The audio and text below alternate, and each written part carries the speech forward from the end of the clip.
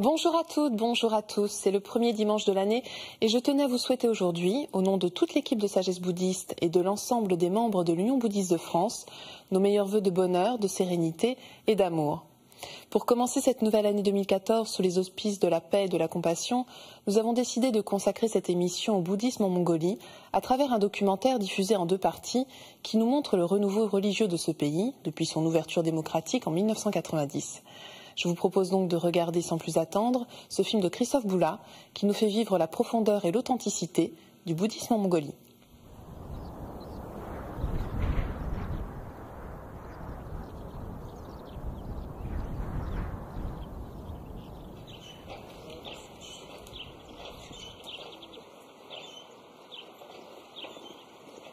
C'est la fin de l'hiver à Oulan-Bator, la capitale de la Mongolie. Depuis 1990 et l'arrivée de la démocratie, le pays découvre la liberté religieuse.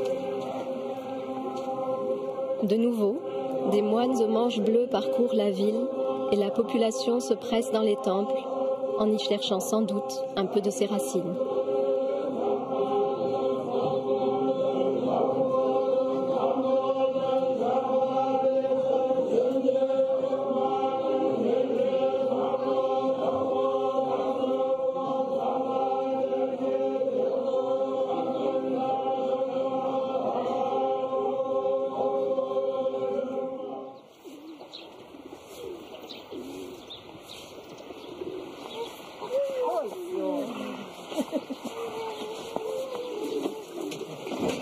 Bujin et sa famille se rendent au temple pour une étude astrologique. Mais la cérémonie est terminée et seuls quelques moines sont restés pour les accueillir. Le monastère est ouvert toute la journée. C'est un lieu d'accueil. Les gens viennent au monastère pour différentes raisons. Certains cherchent le calme pour prier et méditer. D'autres ont des problèmes de santé ou des décès dans leur famille. Parfois, nos visiteurs veulent simplement une étude astrologique. Pour chaque situation, nous devons écouter et comprendre. Notre travail, c'est d'être disponible pour aider les gens qui viennent nous voir. Les lamas sont comme des psychologues.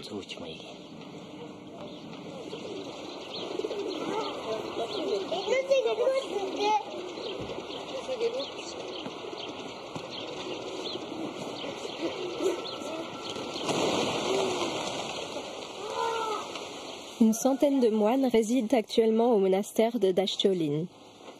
Parmi eux, certains sont des maîtres et des érudits, comme le professeur Erden, philosophe, linguiste, spécialiste des traditions mongoles.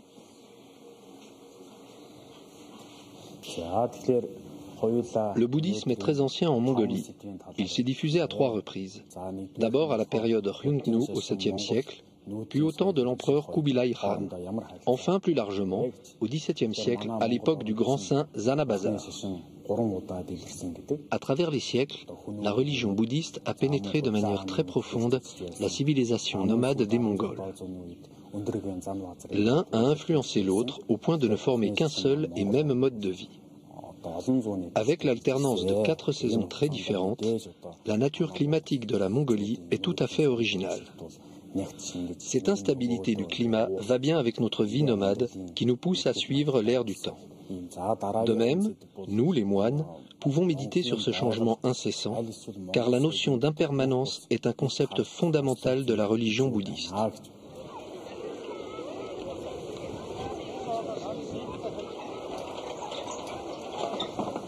Batbatar vient d'une famille nomade et s'intéresse avant tout au bouddhisme original de Mongolie. Il se rend souvent à Gandan, au centre d'Oulan-Bator, le dernier vestige de ce qui était au début du siècle un immense monastère. La religion fut ensuite interdite par le régime, les monastères rasés, et en 1937, 50 000 moines furent massacrés par les soldats.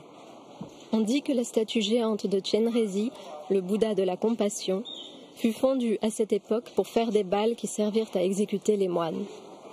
Après le renouveau, cette statue fut une des premières à être reconstruite. Batbatar rencontre Lama Gyédo, historien, spécialiste de Zanabazar, le fondateur du monastère au XVIIe siècle.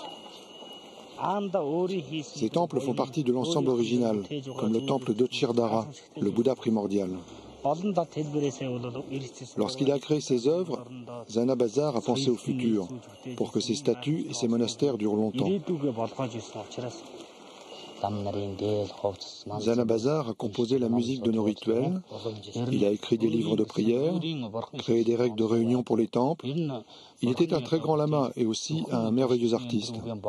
Il a créé une nouvelle technique pour les statues bouddhistes, une technique sans soudure. Grâce à Zanabazar, les Mongols ont vécu à cette époque un grand élan religieux.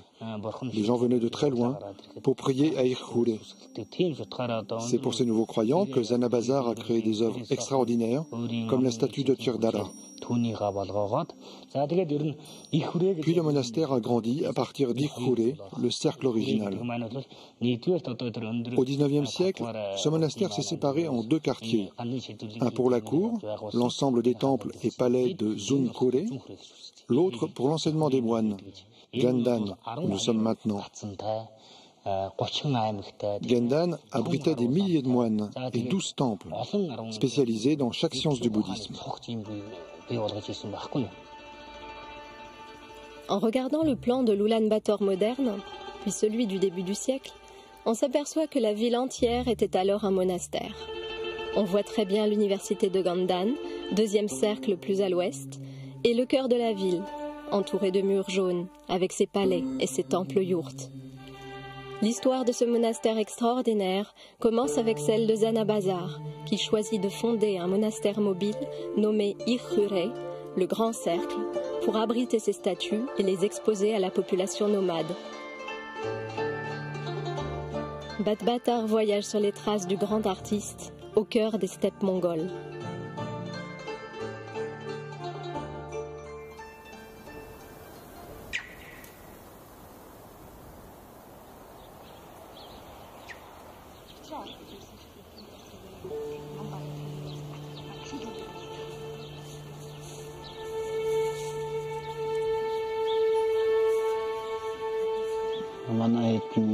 Notre monastère est ouvert pendant l'hiver, mais le temple est en pierre, il y fait trop froid.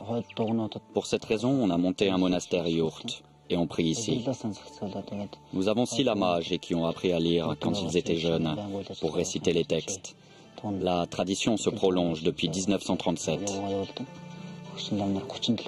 Les lamas n'ont pas cessé leur prière, ils étaient cachés. Puis, dans les années 1990, ils ont construit cette yourte dans le but d'enseigner le bouddhisme aux enfants.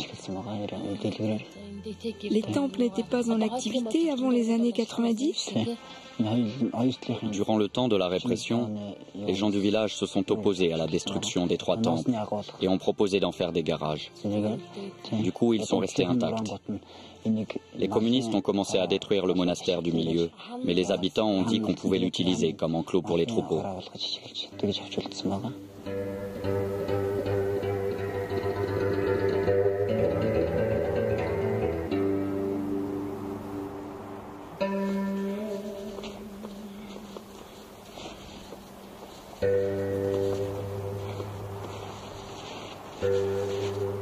Quelques jours plus tard, Batbatar, guidé par le lama Chagdar-Suren, rejoint enfin le monastère ermitage de Teufren, là où Zanabazar a conçu son projet de transformer la Mongolie en pays bouddhiste.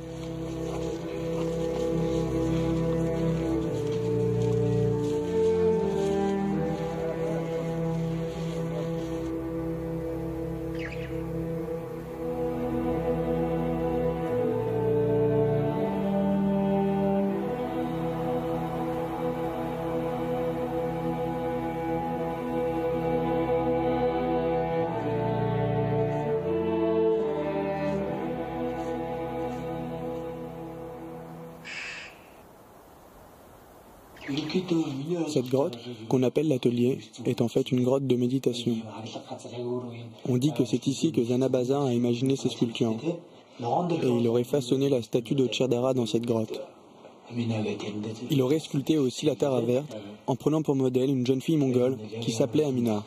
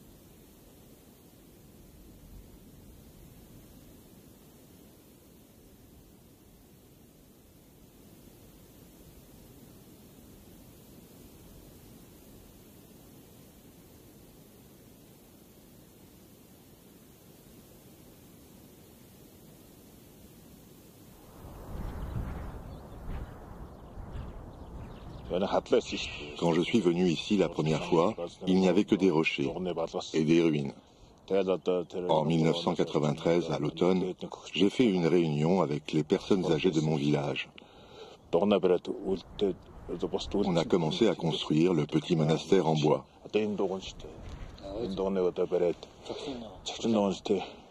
Après, grâce aux offrandes des habitants du village, j'ai pu continuer à rénover jusqu'à maintenant. À partir de 2001, les gens sont venus ici pour prier. Les croyants viennent toujours au monastère dans un but précis. C'est difficile de venir ici. Il faut vraiment de la volonté pour monter jusqu'en haut. En général, j'essaie de comprendre pourquoi les gens viennent. Ils ont une raison qu'ils ne disent pas tout de suite. D'abord, ils parlent d'aimer le paysage et de protéger la nature. Chacun doit savoir pourquoi il est venu ici, pourquoi il prie ici. Et il ne faut pas hésiter à faire un souhait afin qu'il se réalise. Quand nous vivons dans la société, parfois nous ne savons pas si nous agissons en bien ou en mal. La vie continue sans avoir conscience de la direction que nous prenons. Ici, les visiteurs retrouvent une certaine pureté. C'est bénéfique aussi pour les moines de venir ici. Dans tous les cas, le lieu aide chacun à progresser dans sa vie. Il y a ici des choses secrètes dont je pourrais parler, mais les choses secrètes sont faites pour rester secrètes.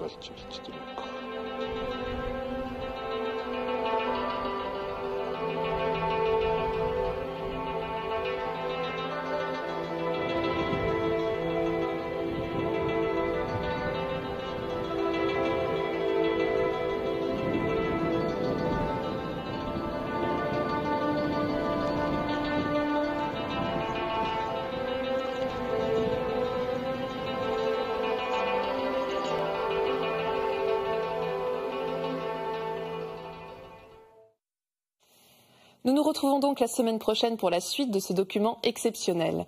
Nous suivrons Badbatar, le lama qui nous servira de guide à travers les steppes mongoles. Vous pouvez revoir cette émission sur le site internet de France 2 en consultant plus.fr. Merci à tous de nous avoir suivis. Je vous souhaite une excellente journée et à nouveau une très belle année. À dimanche prochain.